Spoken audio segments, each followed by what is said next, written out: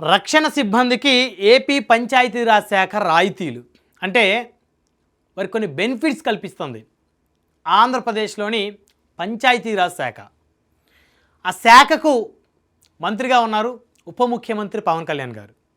అయితే భారత్ పాకిస్తాన్ మధ్య యుద్ధం జరుగుతున్నటువంటి తరుణంలో ఆంధ్రప్రదేశ్లో ఉన్నటువంటి కూటమి ప్రభుత్వం కొన్ని సంచలనమైన నిర్ణయాలు తీసుకుంది. అందులో ప్రత్యేకించి ఆంధ్రప్రదేశ్ రాష్ట్ర పంచాయతీరాజ్ అండ్ గ్రామీణాభివృద్ధి శాఖ మంత్రి పవన్ కళ్యాణ్ గారి నేతృత్వంలో మరి డిఫెన్స్ అధికారులకు అంటే రక్షణ శాఖ సిబ్బంది అందరికి కూడా మరి ఆంధ్రప్రదేశ్ ప్రభుత్వం ఒక గుడ్ న్యూస్ చెప్పింది. సో దానికి సంబంధించి కనుక మనం చూస్తే రక్షణ సిబ్బంది గృహాలకు పంచాయతీల్లో ఆస్తి పన్ను మినహాయింపు అంటే ఇప్పటి వరకు ఆస్తి పన్ను కట్టేవారు వారు కూడా. అయితే ఈ రక్షణ శాఖ సిబ్బందికి ఇక నుంచి ఆస్తి పన్ను కట్టాల్సినటువంటి అవసరం లేదు. వాటిలో కొన్ని నిబంధనలు ఉన్నాయి. అయితే అసలు ఇప్పటి వరకు ఎవరెవరు మరి మన దేశాన్ని రక్షించేటువంటి వారు ఎవరైతే ఉన్నారో మరి ఆర్మీ కానీ డిఫెన్స్ కానీ వారిలో ఎవరు కట్టేవారు మరి ఇప్పుడు ఎవరికి మినహాయింపిస్తున్నారు అనే అంశాలు ఒకసారి చూస్తే మాజీ సైనికులు ఆర్మీ సిబ్బందికి ఇప్పటి వరకు రాయితీలు. పాకిస్తాన్తో ఉద్రిక్తతల నేపథ్యంలో కూటమి ప్రభుత్వం సంచలనమైన నిర్ణయం అంటే ఇప్పటి వరకు మాజీ సైనికులు మరి ఆర్మీ సిబ్బందికి ఇప్పటివరకు రాయితీలు ఉన్నాయి. అయితే రాష్ట్రంలోని పంచాయతీల్లో దేశ రక్షణ సిబ్బందికి చెందిన ఇళ్లకు ఆస్తి పన్ను మినహాయింపు కల్పిస్తూ కూటమి ప్రభుత్వం సంచలనమైన నిర్ణయం తీసుకుంది. ఎందుకంటే ఇక్కడ కూటమి ప్రభుత్వం మనసున్న ప్రభుత్వంగా మరి ప్రజల యొక్క మన్ననలు పొందుతున్న నేపథ్యంలో మరి ఆ కూటమి ప్రభుత్వం చెందిన ఉప ముఖ్యమంత్రి అదేవిధంగా పంచాయతీ అండ్ గ్రామీణాభివృద్ధి శాఖ మంత్రి పవన్ కళ్యాణ్ గారి నాయకత్వంలో మరి రక్షణ శాఖ సిబ్బందికి వారు చెప్పినటువంటి గుడ్ న్యూస్ ఏంటంటే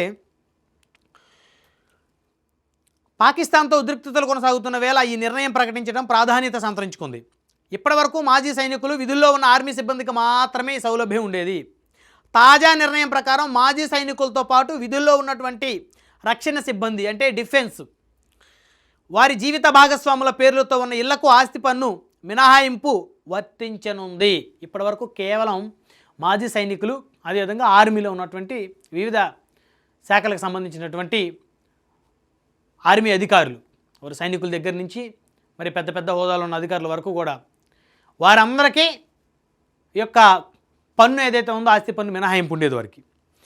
అయితే ఇప్పటి నుంచి రక్షణ శాఖ అంటే డిఫెన్స్ వారికి కూడా ఆస్తి పన్ను మినహాయింపును కల్పిస్తూ ఆంధ్రప్రదేశ్ ప్రభుత్వం కొన్ని నిర్ణయాలు తీసుకుంది. అయితే ఈ మేరకు పంచాయతీరాజ్ గ్రామీణాభివృద్ధి శాఖ శుక్రవారం ఆదేశాలు జారీ చేసింది.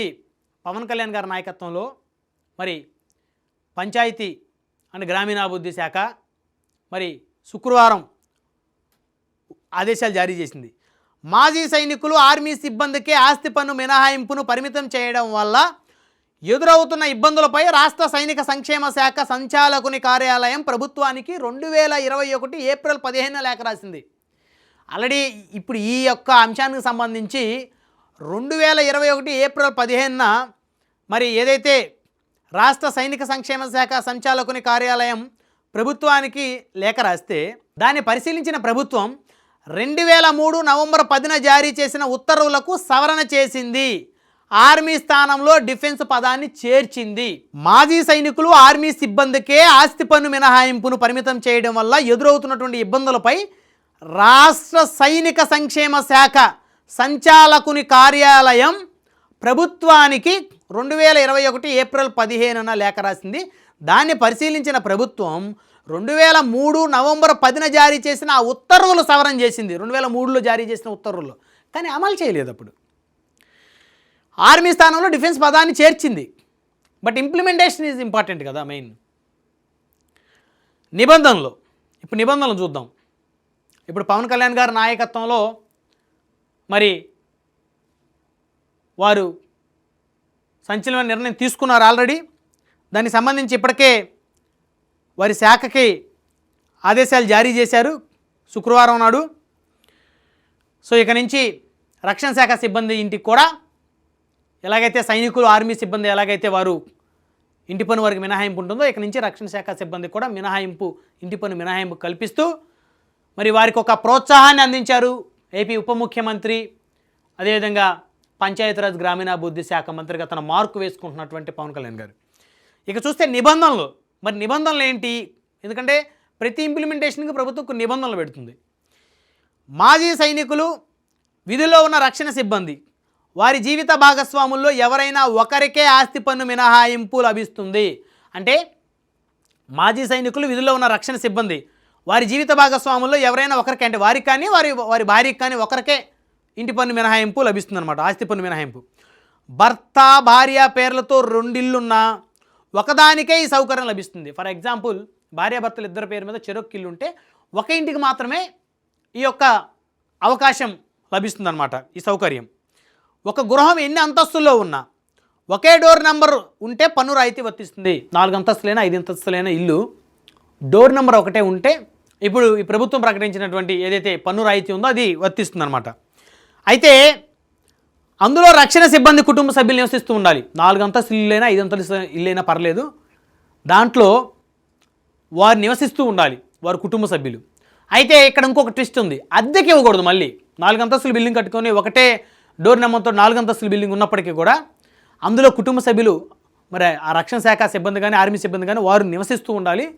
ఖచ్చితంగా వారి ఇంటిని అద్దెకి ఇవ్వకూడదు. సో భార్య పేరు మీద ఒక ఇల్లు, భర్త పేరు మీద ఒక ఇల్లు ఉంటే ఒకరికి మాత్రమే పన్ను రాయితీ వర్తిస్తుంది. ఒక పంచాయతీలోని మొత్తం ఇళ్లలో 10% పైగా రక్షణ సిబ్బందికి చెందినవైతే అలాంటి చోట్ల ఆస్తి పన్నులో 50% మినహాయింపిస్తారు. ఫర్ ఎగ్జాంపుల్, ఒక పంచాయతీలో 500 ఇళ్ళు ఉన్నాయనుకోండి, మరి అందులో 55 ఇళ్ళు మరి రక్షణ సిబ్బంది అనుకుందాం,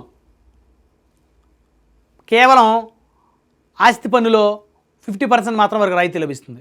లేదు 500 ఇళ్లలో కేవలం 40 ఇళ్ళు మాత్రం రక్షణ శాఖ సిబ్బంది ఇల్లు అనుకోండి, 40 ఇళ్ళకి 100% ఆస్తి పన్ను మినహాయింపు వారికి లభిస్తుంది. సో ఇది రక్షణ సిబ్బందికి ఏపీ పంచాయతీరాజ్ శాఖ ఇచ్చినటువంటి రాయితీ ఏదైతే ఉందో. భారత్ పాక్ మధ్య యుద్ధం జరుగుతున్నటువంటి తరుణంలో కూటమి ప్రభుత్వం అమలు చేయడానికి మరి నిర్ణయం తీసుకుంది. పవన్ కళ్యాణ్ గారు మరి పంచాయతీ గ్రామీణాభివృద్ధి శాఖలకి శుక్రవారం రోజే ఆయన మరి ఆర్డర్స్ జారీ చేశారు. ఇక నుంచి ఎవరు కూడా రక్షణ శాఖ సిబ్బంది ఇళ్ళ సంబంధించి వారికి కూడా ఆస్తి పన్ను మినహాయింపు ఉంటుంది. వారిని కూడా ఎవరు ఇంటి పన్ను కట్టమని అడగటానికి వీల్లేదు. అయితే కొన్ని నిబంధనలతో కూడినటువంటి కొన్ని షరతులు పెట్టారు. సో దాదాపు 90% రక్షణ శాఖ సిబ్బంది వాటికి ఎలిజిబుల్ అవుతారు.